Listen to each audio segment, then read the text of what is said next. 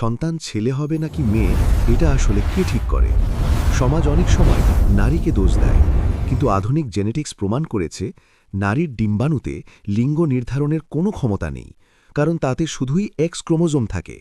কিন্তু পুরুষের শুক্রাণুতে এক্স এবং ওয়াই দুটোই থাকে, অর্থাৎ বাবার শুক্রাণুই ঠিক করে সন্তান ছেলে হবে না মেয়ে। অথচ ১৪০০ বছর আগে যখন মাইক্রোস্কোপ ছিল না, তখন পবিত্র কোরআন এই সূক্ষ্ম বৈজ্ঞানিক তথ্যটি জানিয়ে দিয়েছে। আল্লাহ তাআলা বলেন, ওয়া আন্নাহু খালাকাজ জাউজাইনিজ জাকারা ওয়াল উনসা, আর তিনি যুগল সৃষ্টি করেন পুরুষ ও নারী।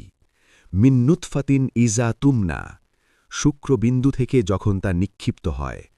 সূরা আন-নাজম ৪৫ এবং ৪৬ নম্বর আয়াত।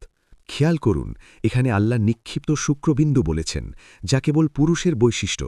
বিজ্ঞান আর যা জানল, কোরআন তা ১৪০০ বছর আগেই জানিয়ে দিয়েছে।